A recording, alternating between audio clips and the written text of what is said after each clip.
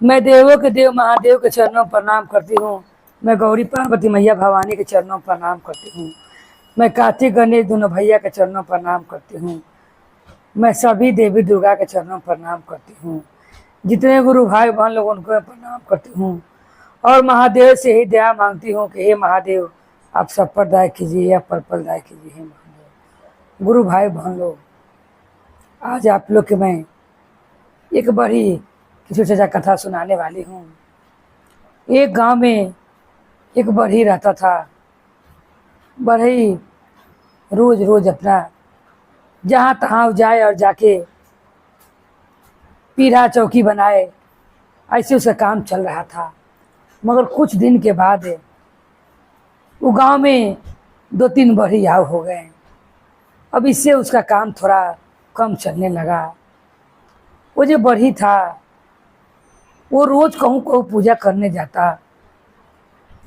पूजा करके जहाँ जहाँ मंदिर में जाता, जो जो गांव में अगर कोई सामान बनाने के लिए जाता, गांव में अगर मंदिर होखे तो उस गांव में पूजा करिए के वो और फिर वो बड़ी वाला काम करने जाता। क्योंकि गुरु भाई बहन लोग, हर एक गाँव में माता और भोले बाबा का मंदिर रहते हैं। एक दिन वो बढ़ी पास के ही गाँव में गया। वहाँ पर माता पार्वती और भोले बाबा का मंदिर था। वो मंदिर में उसके बगल में ही सत्यनारायण भगवान का चौकी बनना था। वो बुला कर ले गए थे मुखिया जी।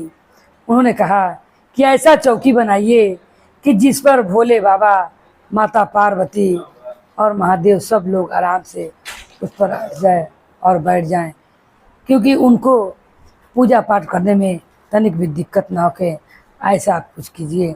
और ऐसा कहकर वो बढ़ी को वो अपना घर के अंदर चले जाते हैं।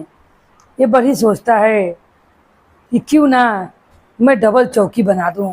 सत्यनारायण भगवान से जो छोटा रहता है सत्यनारायण भगवान चौकी, उससे मैं बड़ा बनाता हूँ, जिससे कि सब भगवान को बैठाकर और पूजा कर सके। क्यों गुरु भाई बहनों जब लोग चर्चा करते हैं तब देखते हैं कि एक चौकी पर माता रानी को भी शिव गुरु के और कितने लोग गुरु भाई बहन हुए जो घर में अन्य फोटो रखते हैं उनको भी ला के रखते हैं। उसी तरह मुखिया जी की पत्नी ने सोचा कि मैं इनको ऐसा चौकी बनाऊं जिस पर ये सारा आदमी विराजमान हो जाए। ऐसा सोचकर उन्होंने उस बढ़ई को कह दिया करने के लिए। बढ़ई जब चौकी भगवान को बनाने लगता है, चौकी बनाते बनाते वो बोला था कि 5-6 मूर्ति फैट जाना चाहिए। हाथे है वो भगवान का प्रणाम करके गोर लग के बगल मंदिर में और कहता हे भोले बा, आज ये चौकी मैं बना रहा हूँ, मुझसे जरा भी छोटा ना होके, क्योंकि मुखिया का बात है, नहीं तो मेरा सारा हक मरा जाएगा। मुझसे ऐसा करेगा कि इस पर जितना देवता को विराजमान करना चाहते हैं सब देवता लोग उस पर विराजमान हो जाएं। ऐसा कहकर बड़ी वो हाथ लगाता है और चौकी बनाने लगता है। चौकी बनते बनते अब जो मुखिया रहते हैं उनकी पत्नी बहुत कंजूस रहते हैं। अब वो सोचते हैं 5 मूर्ति बैठने लायक उन्होंने चौकी बनवाया था। अब जब बड़ी खूब सुंदर चौकी बनाता है तब वो छठा भी मूर्ति लाकर उस पर धरते हैं और कहते हैं बड़ी तुमने कैसा चौकी बनाया है कि मैंने तुमसे बोला था 6 मूर्ति हटना चाहिए, मगर इस पर तो 5 ही भगवान विराजमान हो रहे हैं, इसीलिए मैं तुम्हें पैसा नहीं दूंगा और तुम्हें बिना पैसा के घर पर जाने पड़ेगा। इधर उस समय बढ़ी का बहुत तंगी हालत चल रहा था। उसके पास बहुत कम काम मिलता था क्योंकि गांव में और भी बढ़ी हो गए थे। उसका काम की तो बहुत प्रशंसा था कि बहुत अच्छा काम करता है, बहुत अच्छा चीज़ सामान बनाता है, मगर कहता है कि नाम से और प्रशंसा से पेट नहीं भरता है।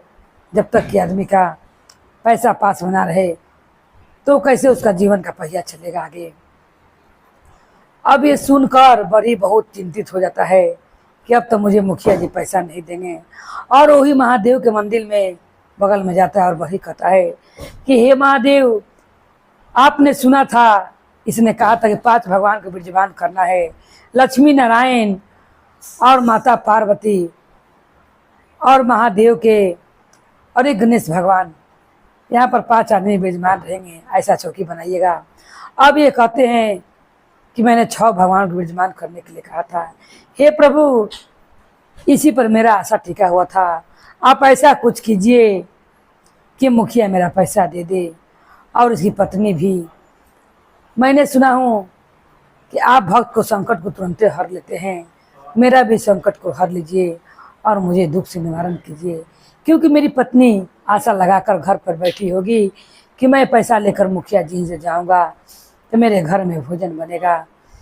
महादेव क्या करते हैं कि जोन चौकी छोटा रहता है, जरा सा कम रहता है, महादेव की कृपा से जब वो छठा मूर्ति लाकर उस चौकी पर बैठाने जाता है, बड़ा ही कहता है कि देखिए इस पर छठा मूर्ति भी बैठ जाएगा, अब बैठा कर देखिए। मुखिया कहता है मैंने अभी तुरंत बैठाया हूँ मगर इस पर नहीं अट रहा है। तब महादेव की कृपा से जब महादेव स्वयं चौकी पर जाकर विराजमान हो जाते हैं और उस चौकी पर नारायण, लक्ष्मी, माता पार्वती, गणेश भगवान और संगे संगे राम जी भी उस चौकी पर विराजमान हो जाते हैं। अब ये देखकर मुखिया कहता है, घड़ी घड़ी कहता है बड़ी कि इस पर पूरा परिवार अट गए हैं, देखिए अब जितना कर रहे थे उतना आदमी अट गए हैं, जिस सब भगवान इस पर विराजमान हो गए हैं। मगर वो क्या कहता है मुखिया कि मुझे दिखाई नहीं दे रहा है। तब कहता है बड़ी कि हे भगवान, इन्हें दिखाई दीजिए और नहीं तो मेरा पैसा नहीं मिलेगा।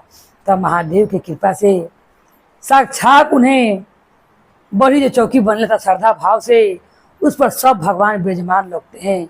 ये देखकर मुखिया तंग हो जाता है और जितने लोग आए रहते हैं उसे जब कहूँ बात तीता होने लगता है, बात बढ़ने लगता है, तो जानते गुरु भाई बहन लोग वहाँ पर आदमी जुट ही जाता है। ऐसे मुखिया में या बड़ी में जब बातचीत चल रहा था, मुखिया कहता था कि मैंने 6 आदमी को बनाने के लिए कहा था, आपने 5 आदमी के लिए विराजमान बनाए हैं, मेरा 6 भगवान इस पर नहीं हटेंगे। उसी दरबान आदमी को जुट गए थे और भगवान की कृपा से उस बड़ी के कारण ही 6 भगवान विराजमान उस पर लगते हैं, लक्ष्मी नारायण, माता पार्वती, गणेश जी और राम जी। ये देखकर मुखिया तंग रह जाता है और कहता है कि हे बड़ी, मुझे माफ़ कर दो, मैंने तुम्हारे चलते आज मुझे भी भगवान का दर्शन हो गया। और किसी को नहीं लगता है और मुखिया के नैन से लग जाता है और मुखिया ढेर सारा धन देकर बड़ी को घरे भेज देता है। उस दिन से बड़ी का जीवन सुखी पूर्वक बीतने लगता है और बड़ी आकर पूरा कहानी घटना अपनी पत्नी को सुनाता है। पत्नी घर से सब भगवान लोग को उनसे धन्यवाद देती है और कहती है, हे प्रभु, हे लक्ष्मी नारायण, हे माता पार्वती, गणेश भगवान, हे राम जी, आप सब दिन इसी तरह मेरे पति के काम में सहाय रहिएगा और उन पर अपना कृपा बना कर रखिएगा। जहाँ भी मेरे पति से गलती हो जाए वहाँ पर अपना चमत्कार दिखाकर मेरे पति को विपदा को दूर कीजिएगा। बोले हर हर महादेव की जय, गौरी पार्वती मैया भवानी की जय, भैरव भैया की जय, हर हर महादेव की जय।